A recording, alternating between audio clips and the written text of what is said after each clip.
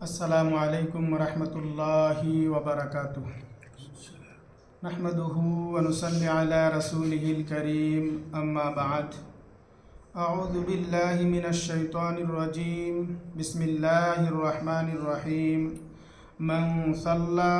12 رکعۃ فی یوم و لیلۃ بنی لہ بیت فی الجنہ۔ محترم سامعین، اس سے پہلے کی درس میں ذکر کیا گیا تھا کہ نفلی نماز کی ایک فضیلت یہ ہے کہ نفلی نماز ادا کرنے سے اللہ تبارک و تعالیٰ کا تقرب اور محبت حاصل ہوتا ہے۔ محترم سامعین، نوافل کی کچھ اقسام ہے، کچھ قسمیں ہیں۔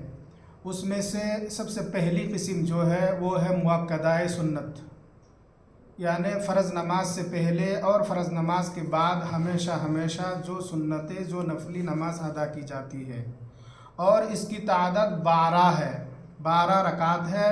اور ان 12 رکعت نماز کی بہت بڑی فضیلت ہے، جیسا کہ صحیح مسلم کی حدیث ہے۔ حدیث کی راوی حضرت ام حبیبہ رضی اللہ تعالی عنہا ہے۔ فرماتی ہے کہ رسول اللہ صلی اللہ علیہ وسلم نے ارشاد فرمایا، من صلی 12 رکعۃ فی یوم و لیلۃ بنی لہ بیت فی الجنہ۔ اللہ کے رسول صلی اللہ علیہ وسلم ارشاد فرماتے ہیں کہ جو شخص دن اور رات میں 12 رکعت پڑھتا ہے،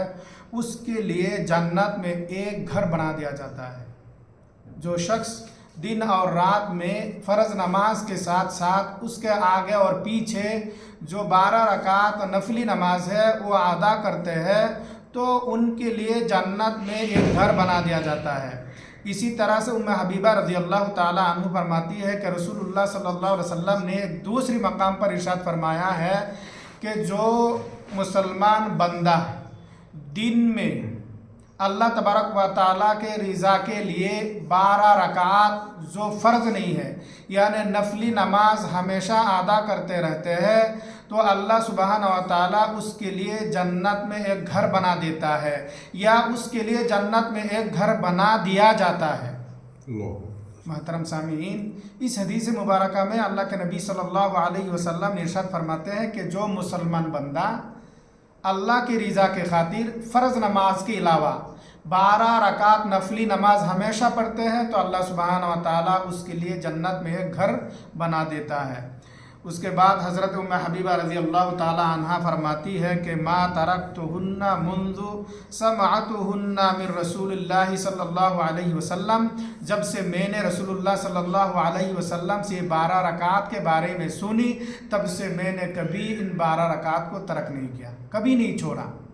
اس کے بعد ام حبیبہ رضی اللہ تعالی عنہ فرماتی ہے کہ اللہ کے رسول صلی اللہ علیہ وسلم نے ان 12 رکعت کے شمار اس طرح سے کی ہے کہ ظہر سے پہلے، یعنی ظہر کی فرض نماز سے پہلے 4 رکعت، فرض نماز کے بعد 2 رکعت، مغرب کی فرض نماز کے بعد 2 رکعت، عشاء کی فرض نماز کے بعد 2 رکعت، فجر کی فرض نماز سے پہلے 2 رکعت، یہ 12 رکعت نماز ہے۔ اس کے بعد اللہ کے رسول صلی اللہ علیہ وسلم ایک دوسری مقام پر ارشاد فرماتے ہیں، من حافظ علی 4 رکعات قبل الظہر و 4 بعدها حرمہ اللہ علی النار۔ اللہ کے رسول صلی اللہ علیہ وسلم ارشاد فرماتے ہیں کہ اگر کوئی شخص ظہر کی نماز سے پہلے، یعنی فرض سے پہلے 4 رکعت اور فرض کے بعد بھی 4 رکعت ہمیشہ پڑھتے رہتا ہے، تو اللہ تبارک و تعالیٰ اس پر جہنم کی آگ کو حرام کر دیتا ہے۔ اس حدیث مبارکہ میں ظہر کے بعد 4 رکعت کے بارے میں ذکر کرتے ہوئے اللہ کے رسول صلی اللہ علیہ وسلم فرماتے ہیں، جو شخص فرض سے پہلے 4 رکعت اور فرض کے بعد بھی 4 رکعت ہمیشہ پڑھتے رہتے ہیں، اس شخص پر اللہ تبارک و تعالیٰ جہنم کی آگ کو حرام کر دیتا ہے۔ محترم سامعین، آج کی اس مختصر درس سے ہمیں اور آپ کو جو بات معلوم ہوا ہے وہ یہ ہے کہ فرض نماز کے علاوہ 12 رکعت نفلی یا سنت نماز ایسی ہے، اگر کوئی شخص اسے ہمیشہ ادا کرتے رہیں گے تو اللہ تبارک و تعالیٰ اس کے لیے جنت میں ایک گھر بنا دیتا ہے۔ اسی طرح سے یہ بھی معلوم ہوا ہے، اگر کوئی شخص خصوصی طور پر ظہر کی فرض سے پہلے 4 رکعت اور فرض کے بعد 4 رکعت پڑھتے ہیں، تو اللہ تبارک و تعالیٰ اس پر جہنم کی آگ کو حرام کر دیتا ہے۔ لہٰذا ہمیں اور آپ کو چاہیے کہ ان 12 رکعات کی فضیلت کو سامنے رکھتے ہوئے فرض نماز ادائیگی کے ساتھ ساتھ اس کے آگے پیچھے ان 12 رکعات نماز کو ہمیشہ ہمیشہ ادا کرتے رہے۔ اللہ تبارک و تعالیٰ سے دعا ہے کہ اللہ تعالیٰ ہم تمام کو فرض نماز کے ساتھ ساتھ ان 12 رکعات نماز کو ہمیشہ ادا کرنے کی توفیق عطا فرمائے۔ اللہم آمین یا رب العالمین۔